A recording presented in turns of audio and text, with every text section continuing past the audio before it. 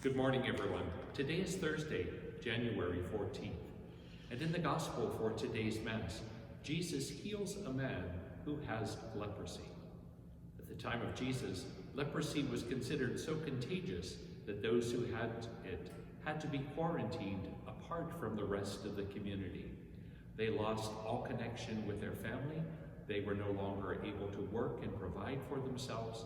They relied on sustenance from others. To be a leper was to be an outcast.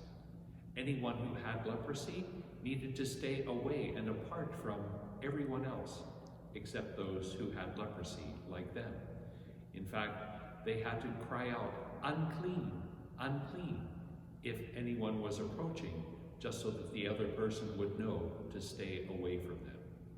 For someone to come in contact with a leper meant that they themselves would become unclean. So most people would run away at the sight of a leper. Jesus does just the opposite.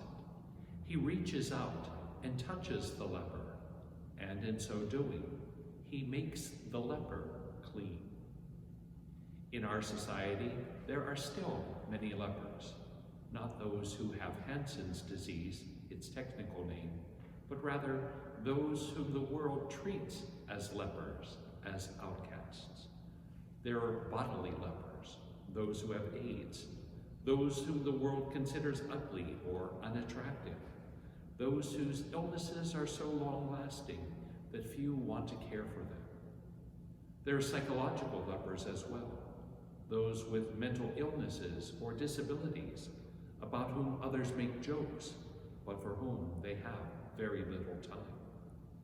There are spiritual and moral lepers, drug addicts, prostitutes, death row inmates, those who've committed very public and embarrassing sins, and those who think that those sins can't be forgiven.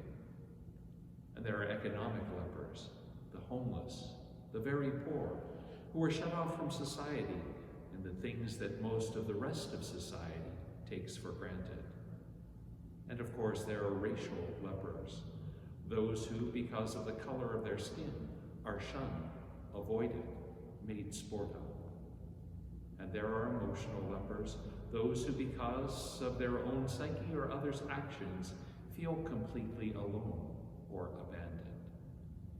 In light of all these lepers in society, we are invited to respond as did Jesus, not running away or shunning these individuals, but rather reaching out and touching them with our compassion, our care, our kindness.